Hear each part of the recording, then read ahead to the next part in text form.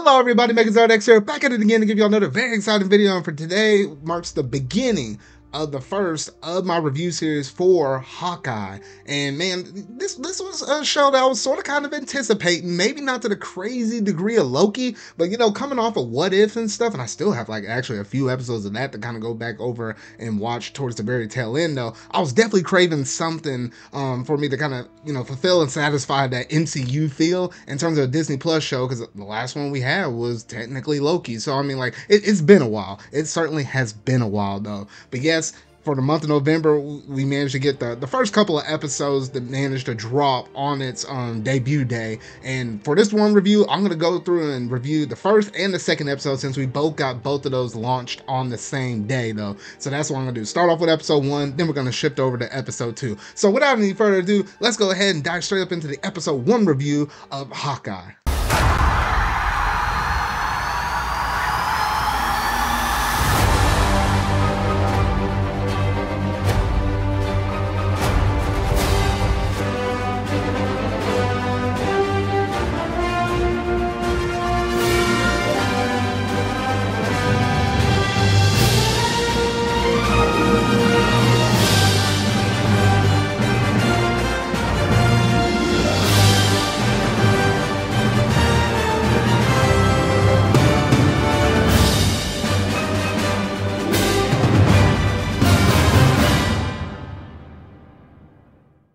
So starting off at the very beginning of the episode, we get thrown back with a little bit of backstory, because we do know that Kate is going to be one of our MVP main roles or main leads for this Disney Plus series show. So as all good things, you got to have the backstory that builds build a relationship between us as the audience to Kate and her character though. So we swing all the way back in 2012, where it's showing in the midst of the heightened action of the events that went down in the Avengers movie, when we had Loki unleash a whole bunch of, you know, monsters and aliens and stuff into New York City.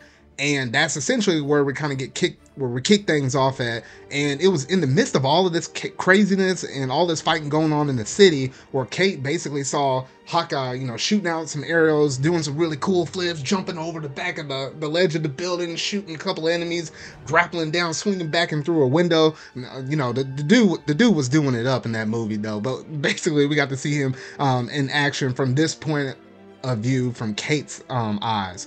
So it was interesting to kind of see that, and that in itself kind of gave her the inspiration to kind of follow after Hawkeye's lead, and kind of wanted to basically be everything as Hawkeye. She, you know, he basically became her #1 hero and stuff. And unfortunately, throughout the midst of all of this stuff, she lost her father during that big attack. So it was just basically her and her mother at that point. So that's basically the background story of what we got for Kate. Fast forward a little bit now, back into modern time, we got Kate, and she was doing like kind of a little bit of a bet with a couple of kids, or not a couple of kids though, but a couple of ladies, because basically where she's at right now in her life, she's essentially in college right now, almost getting close to graduating, kind of getting close in that senior year and stuff like that. Like, her and her mother kind of had plans for her, and essentially like the second that she was done with school, she was going to work in her mom, or work at the same company that her mom works and all this stuff. Like, it almost seems like the mom basically has planned out her whole entire life though. Can't say how many times off my fingers I've seen that sort of kind of displayed in a movie or in a show in some way, shape, or form. You know, the parents think they know what's best for the kids though, but the kids kind of got a whole nother kind of game plan that's playing out in their heads though. But anyway, they were doing this bet and stuff, and unfortunately, as all things, she tries to ring the bell and thus brings down the whole entire tower. I'm like, what the freak, girl? I was like, alrighty. I was like, okay, all right, well, whatever. You knocked down the bell. We could tell you're gonna be a troublemaker, because she's a troublemaker. Always likes to stick her hands in, you know, where it shouldn't really belong, and always causing mischief or whatever though. Not super intentional, but it just winds up being that way. And then we get a scene change where we basically get to see Clint with his family, and they happen to be in New York as well, spending a little quality time with Christmas away from their mother, because, you know, Clint kind of wants to get that family time with his kids and stuff. And remember, y'all, he's technically retired. he's been retired and been pulled out of retirement as so many times I can't even keep track of it no more though. But literally, this dude's supposed to be retired and supposed to be hanging out with his family and stuff after the craziness that happened with Avengers Endgame. And there's like a little brief scenes between him and his daughter and how like he still can't quite get over the fact that he basically lost one of his best friends because she had to be sacrificed in order to get the soul gem in order to basically combat against Thanos after he did that snap. So anyway, he's still kind of going back through and kind of reflecting on that though, and it was nice kind of seeing him and his daughter kind of have those kind of connections and stuff like that. And the one thing I found pretty funny in the first episode was they were watching a play, and I wasn't expecting the play to be actually that kind of good. It was kind of funny. Seeing all the different Avengers kind of dancing up on there, like that's kind of like your cameo to some of the other Avengers that we ain't really gonna see up in this Disney Plus show. But it was kind of nice and kind of enjoyable to kind of see all of that go down though. And then from this point forward, we just kind of got like some back and forth play between jumping to Clint's side and jumping to Kate. So jumping back to Kate's side, she basically got to meet her mom's boyfriend, who soon she finds out to be that's technically her fiance. And you know how it is when you're a single child and or an only child, should I say, an only child, and you have your parents, and you lose one of your parents very young in life, and then your mom or your dad, whichever one is still living with you, decides to finally go out and potentially get a new partner or whatever though. It makes the kid kind of feel sort of mixed, especially in the case of scenario where Kate basically didn't hear anything about this from her mom at all while she was in school and stuff like that, while she was away and stuff. So it kind of rubbed her off the wrong way though. But you know how it is with most of these kind of shows. They never kind of get their approval, or they don't get it just yet. They feel like something's off or something ain't right, or they're trying to prove something like that, which in this case scenario, as we learn a little further on in the episode, I mean, she wasn't too far off the mark, at least what we got so far.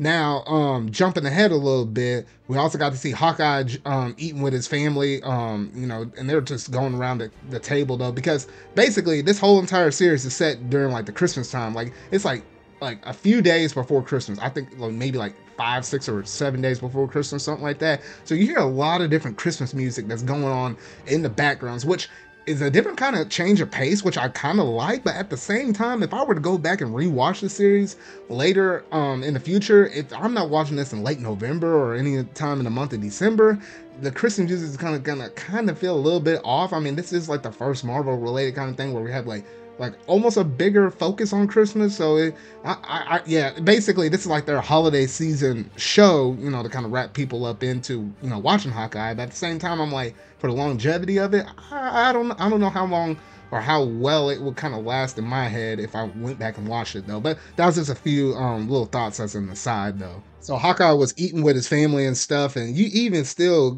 get respect for Clint and the actions that he did in terms of him saving New York along with the other Avengers, because the dude basically was like, hey, you know what? I'll cover your bill, man. I'll cover your bill. No, it's the least that we can. It's the least that we can do after you save the city and stuff like that. So you still even get to see some of the effects that transpire after that first Avengers movie, even in this series now. Now, this is the point in the first episode where things start going a little bit crazy, because while, her mom as well as her fiance were attending this special meeting kind of party in association with her work and stuff like that, she told Kate to kind of come on with her.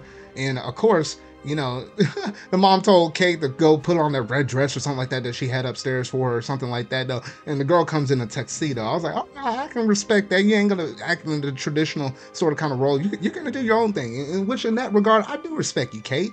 I mean, there's a few things go ahead and clicking off with her character though. So she's relatable, and I do understand her point and thinking, and in the way how she sort of kind of acts and stuff. I can get down with this girl. I can get down with this girl. But anyway though, but she was kind of doing some little snooping around and stuff like that. And then of course that kind of led her to listening and eavesdropping in on a conversation between her mom as well as some other dude. And the dude almost seemed like he that he was threatening her, and that did not sit well with our girl Kate. So she decided to kind of follow the dude around and stuff, which ultimately led her down to like deep underground within the party and stuff like that, and led her down to a secret auction. It looked like almost like a black kind of auction though, but I was like, what the heck are these people selling? Like, they literally, like, one of the first things they saw was like a Triceratops skull for $2 million. I don't care who the heck you are, even if you're a millionaire. I don't understand why in the world would you want a Triceratops head? Ain't even a real one. It's just like a statue, kind of like a skull of a thing or whatever though. And you still want to buy that for $2 million? I just don't understand people half the time though.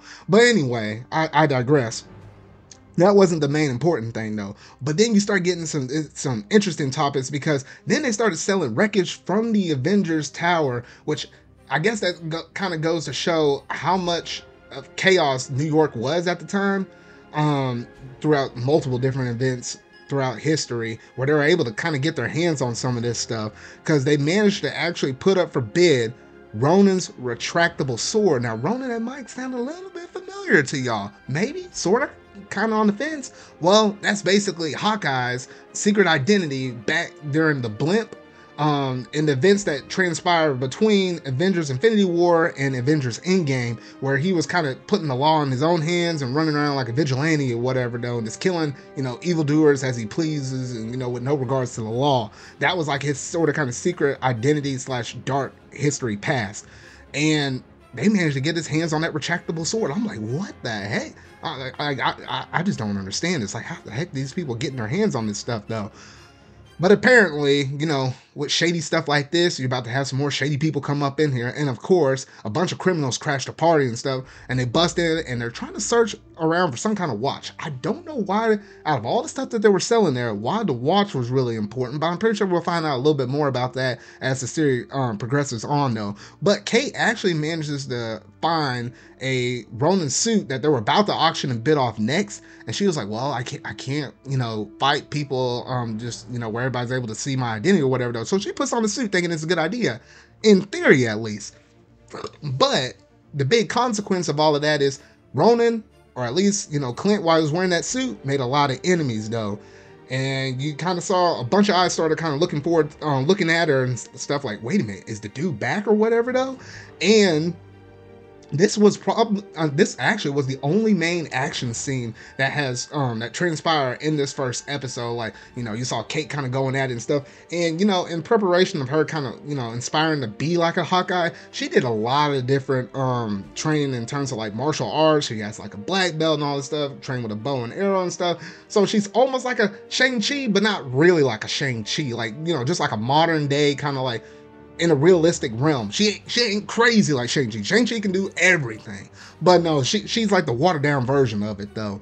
But she still knows how to fight. I give her credit. She knows how to fight and fight good. Because I was like, man, throw anybody else up in that scenario, and nobody else would have probably lived in that scenario like how she managed to escape death like a few times through this one little sequence though. And then throughout the midst of all of this, after the chaos is almost settled down just a little bit, Clint actually manages to catch the imposter posing as himself as the Ronin, and now he's like, oh shoot, here we go again. It's like his past is haunting him. He's like, man, I need to right these wrongs. I need to lay this to bed. So you know what he's gonna do now? He's gonna have to go after her, find her, and explain, what are you doing with the suit and stuff, give me back that suit and all of that mess though.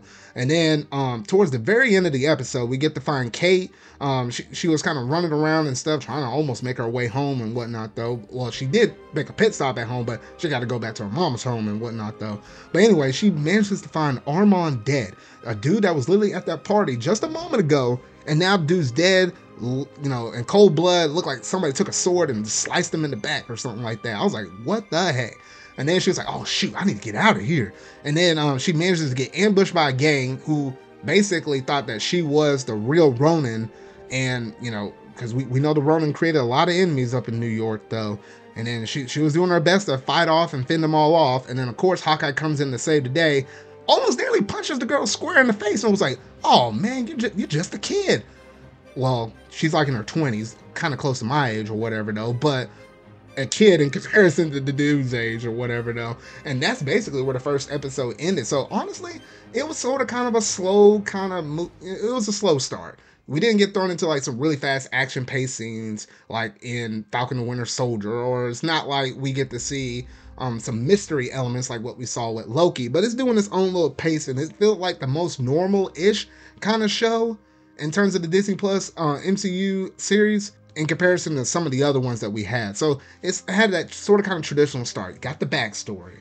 Now we're going through and learning more about the character and stuff. Get little glimpses of Hawkeye and his character, which we already know basically how he likes to act and whatnot though. And then we get to see how capable Kate is in the scenarios that she's thrown against. And that's basically it for the first episode though. So honestly, I really like this episode. It was nice. It wasn't nothing crazy or nothing like that. I think I enjoyed episode 2 just a little bit better since it laid down the foundation and the groundwork for what we can basically expect from Hawkeye though. So nothing too much more to say on this though, but that's basically my thoughts on episode 1 though. So without any further ado, let's go ahead and spin on over to episode 2. So picking off right where episode 1 ends, we basically get to see Hawkeye just manhandling Kate, slamming her against the wall, almost about to take her front 2 teeth out this Christmas. You know, all she might have been wanting after that punch would have been her 2 front teeth. Just saying though, but he holds back, recognizes that, you know, she's just a kid or whatever though. And they basically kind of go from there. So then they kind of rendezvous back at her place that she's staying at, which honestly is like right above a pizza parlor-ish kind of place. I mean, kind of suiting to the New York kind of theme and whatnot though. But you know, it's not like the most ideal place that you might possibly want to live or whatever though. But she, you know, Kate couldn't get over the thought of, you know, just having Hawkeye within her house and, you know, just being able to talk to her. Like she was fangirling out. She wanted to go as far as to have Hawkeye just sign his name up on her bow. It went that far though. But essentially they were kind of spilling some information back and forth, and essentially the people that Kate aggravated was the tracksuit mafia, and that was just only one out of a handful of enemies that Clint basically made while he was wearing that old suit though. So yeah, so they were talking about that, and then, you know, he was trying to get some information out of her, figure out exactly where did she go. Did you tell anybody else about this suit? Did you make any other pit stops between here from originally where you put on that suit all the way to where we're here right now? She's like, oh yeah, I picked up the dog, saved this, and oh yeah, and she did one other thing, and then knock, they showed up, but it wasn't just a regular knock. No, it was take a liquor bottle, put a little flame up in it, and chuck it through the window and start a fire up in your house. I was like, what the heck? But anyway, the place starts going up in flames, and Clint's like, oh shoot, now you really done it. So you basically didn't cover your tracks as well as what you should have. Dude catching bottles, Clint throwing them right back at it, causing a big old fire up in the middle of the street. Even had a dude try to throw another one, and it slipped out of his hand and then started burning up the side of their vehicle. I was like, bro, these people really don't know how to fight. The dude's coming out from the pizza parlor like, yo, what the heck? You're burning up my shop, man. What the heck y'all doing? Anyway, so all that was going on. The place was up in flames. Clint really wanted to grab that suit, but it was surrounded in flames. You know, Kate over there trying to get some bonus points, you know, some kudo points, and try to shoot the fire extinguisher with her arrow, which she does, but the thing just kind of flies all over the place and gets, you know, chunks it right out to those tracksuit mafia dudes, and they're like, what? Go on, bring it. That's all you got? And then ultimately they're like, all right, you know, we just got to flee. We'll come back later for the suit. We ain't jumping to the flames to go through there, and we'll talk about it later though. And as soon as they get kind of safe away from the scene, and he basically gets, you know, they're buying some patch up stuff, and it's like, all right, hey, you know what? They went to the store, got some patch up stuff because both of them were kind of hurt, and you know, in some areas or whatever though. Basically said, Kate, you stay put. I gotta go back and get that suit. Went and go back and get the suit. And the dude was pretty sly, trying to work around the fire department people. Like, he just casually walked on up, opened up the fire, opened up a door to the fire truck, just put on the suit, just walked up in there, recognized the suit was gone, and then he was like, all righty, whatever, and just rolled and casually just walked right back out. I was like, what the heck? But I don't know. The question is, I was like, how the heck did someone really manage to get that suit, at least while all of that craziness was going on? And the fact that they got into this other dude's hand, which I'll talk about here in just a little bit, it was kind of weird, but I'm not really too sure about that though. But anyway though, so yeah, so once he, you know, fails at that, he goes back and meets with Kate, and then he was like, oh man, you did this patchwork wrong above your eye. You got to stitch it right there, so that way it mends a little better like there. And you know, and I kind of like the kind of chemistry that's kind of plays off between Kate as well as Clint. It's like Clint is basically acting like that father figure that Kate hasn't had since she was like a very young little girl. So it's nice kind of seeing their interactions play off of each other back and forth, because we figured out the next day the new game plan was, hey, I basically kind of narrowed down the search. I think I saw somebody over here in the park that basically has the suit. So hey, I'm gonna go after get this. You play it safe, stay out of trouble, stay where a lot of eyes are on you. Basically, she recommends, hey, staying with her mama's work because it's a security place. Like, you know, no one's gonna come up in there and rough her up, at least up in there, or at least you hope. So that's what they were gonna do. But one little interesting little thing I wanted to note, which I think was the first little streak of comedy that I actually enjoyed quite a bit, was you saw Clint walking along the side of the street, and then and she was like, Kate was like, oh, you're trying to be a gentleman, walking closer to the street and having me be closer to the, you know, to the buildings or whatever though. And then the dude was like, no, it's because of my hearing aid or whatever, so I can hear you. And at first I was thinking, dang, is Clint really getting that old? Like, I know he's getting kind of old. And I was like, in comparison to, you know, Black Widow, I was like, obviously she kind of looked a little younger though, but Clint looked a little older. So I was like, dang, is he really getting up season and age? But, oh man, then they bust a big funny on you because she was like, hey, what happened? And then you just see like a barrage of different events where Clint was like blowing up things or getting blown up himself, flying, busting through the glass. Like, man, that was just pure comedy, man. I was just busting out laughing. Like, that's just pure comedy gold. I need you. Oh, what happened?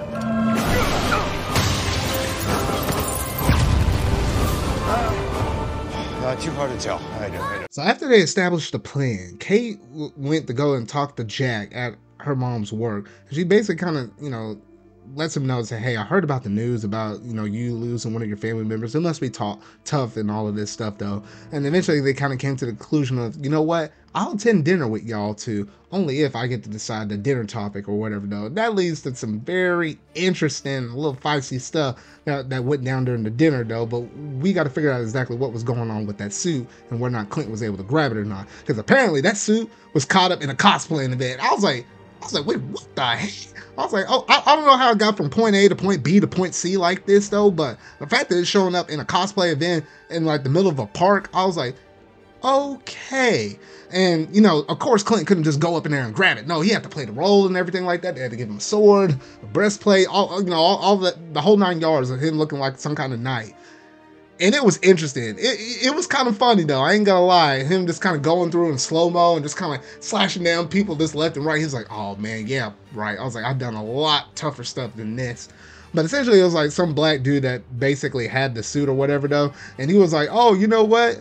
He's like, man, I'll give you back the suit though, but we gotta do it right. Like we gotta put on the show and all this stuff. I was like, man, okay, that was really long and drawn out though, but apparently it really made his day. So you know what, that, you know, at the core of it all, that's what it's all about though. And he was like, oh man, I actually met Hawkeye and stuff. He was really cool and stuff. But anyway, finally Clint manages to nab onto that suit, and then he locks it up in the locker, and he was talking to his wife. He was like, okay, I got the suit and everything though. However, it still might take a little bit longer due to the fact that I need to still make amends and clean up some of this mess that Kate stirred back up, and I'm just going to lay it all to bed before I can be home for Christmas, hopefully. And you know, that's what their family is hoping on, because they roughly, I think they got like 5 days left at this point before Christmas is. So it's basically a race against the clock for Clint to settle all of this stuff and then go home to be with his family though. Now swinging back over to Kate here for a moment.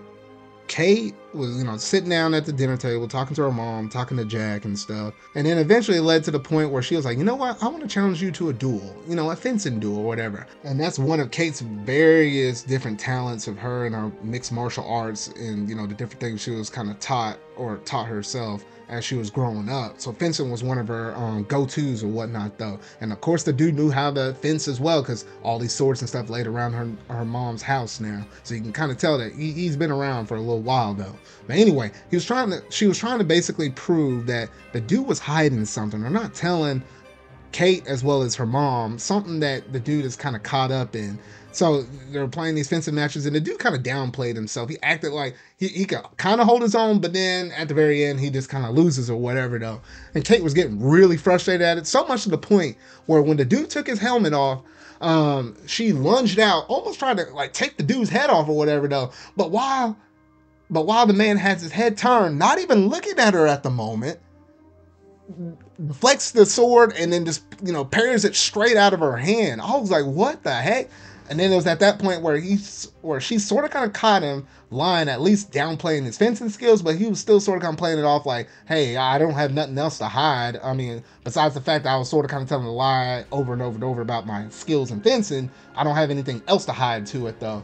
But, she was getting really frustrated, had that traditional talk with her and her mom, and was like, I don't know what's going over you, but you need to apologize and all of this stuff. Like, that's not right what you just did there.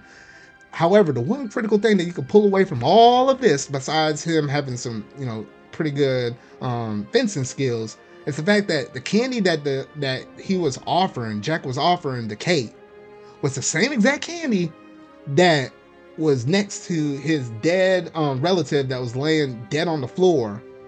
Both had the same exact candy in both areas. Now, we're not talking about just like a standard old, Reese's cup or like a Hershey chocolate bar or something like that. Something that could be found in both scenarios. But it's this very unique kind of candy that you wouldn't normally see in like regular old households or whatever else. So that's like an eye opener. Like, hold on here. This dude might be associated in some way, shape, form, or capacity to what could have been that led to that murder scene. Not saying that he directly killed the dude himself, but maybe he has connections, some secret dark connections that we don't quite know about yet, but we'll learn a little bit later on in the series though.